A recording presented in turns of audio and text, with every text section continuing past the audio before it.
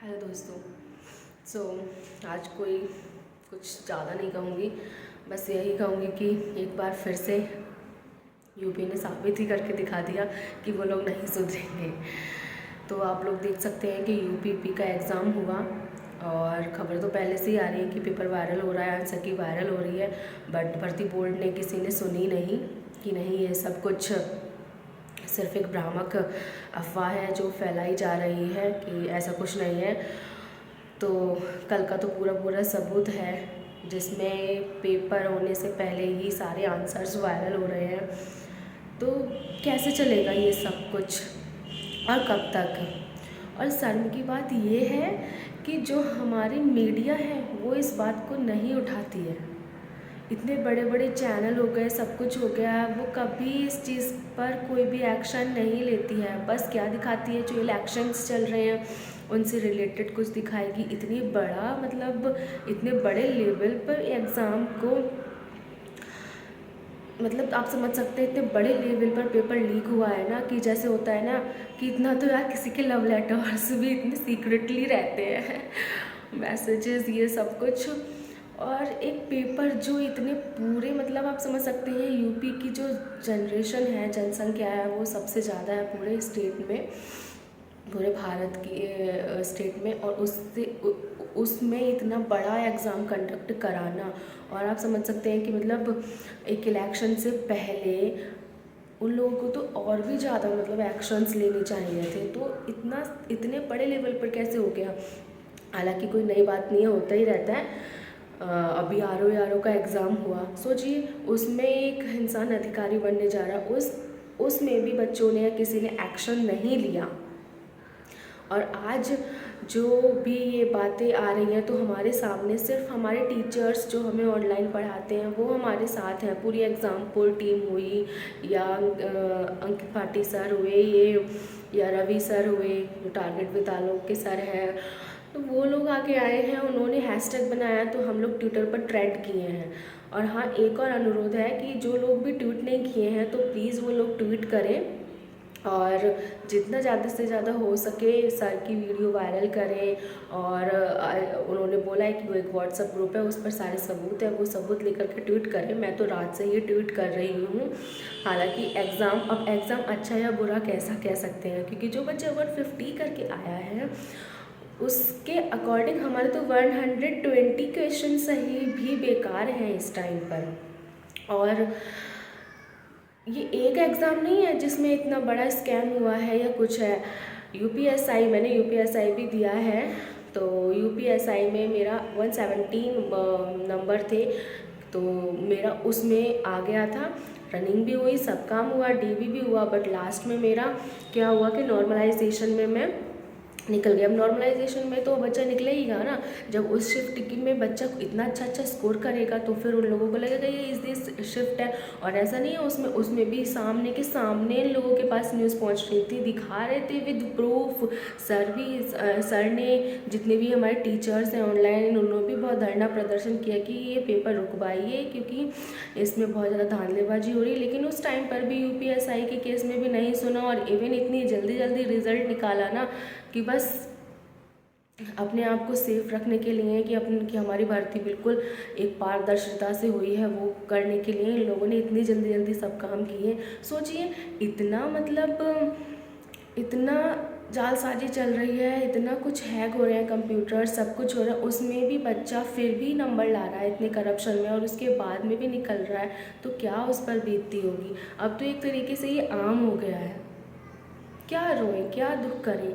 हाँ, थोड़ा सा अफसोस हुआ, मेरा कल 18 की सेकंड शिफ्ट में था एग्ज़ाम, और ठीक था, मतलब लेंथी पेपर था, मेरे कुछ क्वेश्चंस भी छूटे सब कुछ, लेकिन जिसको आंसर की मिली है वो तो 150 करके आएगा ना, अब 300 मार्क्स ही लाएगा। और ऐसा इसमें ही नहीं, मैंने तो केवीएस भी दिया है, मेरी मेन प्रेफरेंस लाइन टीचिंग है, मैं आपको बताऊं, बट कुछ नहीं मिल रहा या कुछ भी है तो इंसान चाहता ही है, बट ये चीज़ अभी रहने देते हैं। तो क्या ही कह सकते हैं, बस यही है कि आप लोग प्लीज़ ज़्यादा से ज़्यादा सब लोग जिन लोगों ने भी एग्ज़ाम दिया है वो आगे आए, क्योंकि ये ऐसा नहीं है कि ये सिर्फ इस टाइम हो गया तो आगे नहीं होगा। यूपीएसआई की वैकेंसी आएंगी, एएसआई होगा, सब में ये सब चीज़ ऐसे चलेगी। थोड़ा लेवल पर होता था, हर किसी में होता है, मतलब ये सुनते आए हैं हम लोग, तो ठीक है, लेकिन ये इतने बड़े लेवल पर तो डाइजेस्ट नहीं किया जा सकता ना। तो प्लीज़ कुछ भी मुहिम चलाएं या कुछ भी सर जो कर रहे हैं तो उनके साथ दें, एक अच्छे नागरिक होने के नाते, एक अच्छे स्टूडेंट होने के नाते, क्योंकि जिन लोगों के पेरेंट्स इतनी उम्मीद रख के बैठे रहते हैं कि आज अब की बार हमारे बच्चे का हो जाएगा, उनसे पूछिए उनका क्या हाल होता है। मैं तो अपने घर में बस क्या ही बताऊँ, मेरे पापा का surgery, 3rd surgery final thank God सही से हो गया है, और उनको ये लास्ट के 4 मंथ्स में जो भी मेरे साथ इतने रिजल्ट्स आए, मतलब मैं तो सच्ची में स्कैम का शिकार हो रही हूँ एक तरीके से, कि ये सारे स्कैम्स मतलब मेरे उसमें होते हैं क्या। और मेरी ही शिफ्ट में देखिए सबसे ज़्यादा मतलब पेपर वायरल हुआ है, और शिफ्ट का तो पता नहीं, बट हाँ और शिफ्ट में भी ऐसा नहीं है जब इसमें नहीं हुआ है तो उसमें नहीं हुआ होगा, ऑब्वियसली हुआ होगा। तो कुछ क्या ही कहे, प्लीज़ जो हमारे इस उत्तर प्रदेश के माननीय मुख्यमंत्री जी हैं, कुछ तो एक्शन लीजिए। आप वैसे तो बुलडोज़र बाबा के नाम से जाने जाते हैं, बट अभी यहाँ पर हम स्टूडेंट्स के लिए हमें तो नज़र नहीं आ रहा कि कुछ भी किया जा रहा है। वरना इलेक्शन तो इतने अच्छे से, आसानी से और इतने फेयर तरीके से आप लोग बड़े उससे करा लेते हैं। मुझे तो लगता नहीं कि इलेक्शन में भी कुछ नहीं करते होंगे, जब इतना बड़े लेवल पर एग्ज़ाम में इतना कुछ हो रहा है, मतलब अनटॉलरेबल है। बच्चा कितनी, सिर्फ यही नहीं है कि मतलब रात भर पढ़ता है, कोचिंग्स में पैसा बर्बाद करता है, फिर उसके बाद में एग्ज़ाम देने जाता है, कितनी कितनी मुसीबतों से जाता है, किसी के पास पैसे भी नहीं होते हैं वहाँ जाने तक के लिए। सोचिए कितना गरीब वर्ग से बच्चे ने एग्ज़ाम दिया, कितने हौसले के साथ दिया।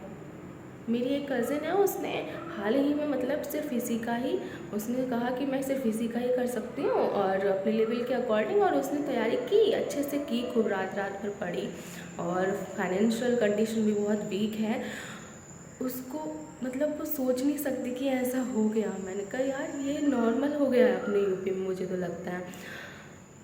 बस क्या ही कहा जाए, जिसको मिल गई है बहुत ही अच्छा है, और जो लोग इस चीज़ का शिकार हो रहे हैं, जो चीज़ इस चीज़ से जूझ रहे हैं ना, सिर्फ वही जान सकते हैं कि क्या हो रहा है। और ये चीज़ मैं न जानूँ हो ही नहीं सकता। मैं तो इतने अच्छे से जान चुकी हूँ कि मेरा जब से KVS का हुआ है, सेंट्रल का सोचा था सेंट्रल में नहीं होता है ऐसा, लेकिन सेंट्रल में भी उस टाइम पर भी जो हम एग्ज़ाम दे रहे थे तब भी न्यूज़ हो रही थी कि यहाँ से, और जबकि मेरी 28 फ़ेब का जो KVS का था उसका मुजफ्फरपुर में री एग्ज़ाम भी हुआ था, दोबारा से हुआ था, क्योंकि हैक कर लेते हैं कंप्यूटर्स। उसके बावजूद भी मेरा 140 स्कोर हुआ out of 180, but even I am not selected because interview में करप्शन हो गया।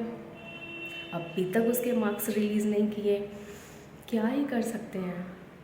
अब तो पढ़ने का भी सच्चे में दिल नहीं करता, कि ईमानदारी का ज़माना ही नहीं है। बिहार से सीखो कुछ, बिहार ने 2 बार टीचिंग वैकेंसी पर कंप्लीट करा दी विदिन 1 मंथ, जॉइनिंग, एग्ज़ाम और सब कुछ, फॉर्म फिलिंग से लेकर के एग्ज़ाम से लेकर के जॉइनिंग। बट वहाँ तो ऐसा कुछ नहीं है ना। सोचो बिहार को हम लोग, या मतलब एक समाज में उसकी इमेज बना रखी है कि पिछड़ा है और ऐसा है और वैसा, वहाँ पर इतना अच्छा कुछ सिस्टम चल रहा है, तो हमारे यूपी कहाँ पिछड़ा हुआ रह गया।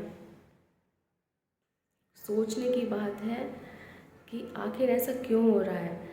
सारा जब यूपी टेट का भी जो लास्ट यूपी टेट हो के छोटा है, उसमें भी मतलब पेपर ऐसे वायरल हो रहे थे, जैसे न्यूज़पेपर होते हैं ना, ऐसे वायरल ऐसे दिए जा रहे थे, तो वो भी कैंसिल हुआ। कोई सा एग्ज़ाम है जो बिना कैंसिल, मतलब कुछ तो ऐसे ही निपटा देते हैं ये, और फिर कुछ री एग्ज़ाम और री एग्ज़ाम पता नहीं कब होते हैं। अब अगर इसका एग्ज़ाम भी हुआ तो ना जाने कब होगा। तो हम लोगों को बस यही रिक्वेस्ट करनी है कि मतलब हमारा एग्ज़ाम हो, जल्द से जल्द हो और फेयर तरीके से हो, और दोबारा तो हमें री एग्ज़ाम का करना ही है, क्योंकि जो भी बच्चे हम जैसे हैं अच्छे मतलब पढ़ने वाले हैं, उनका कुछ नहीं हो सकता। जिन लोगों को आंसर की मिल गई, उन्हें कुछ भी नहीं आता, वो लोग निकल जाएंगे। तो हमें बस यही मुहिम चलानी है कि हम लोगों को आगे आना है, हैशटैग को ट्रेंड करना है, और जो भी सर टीचर्स उनके साथ आना है, जो भी धरना देते हैं उसमें भी साथ रहना है। बस यही है। Thank you for watching me.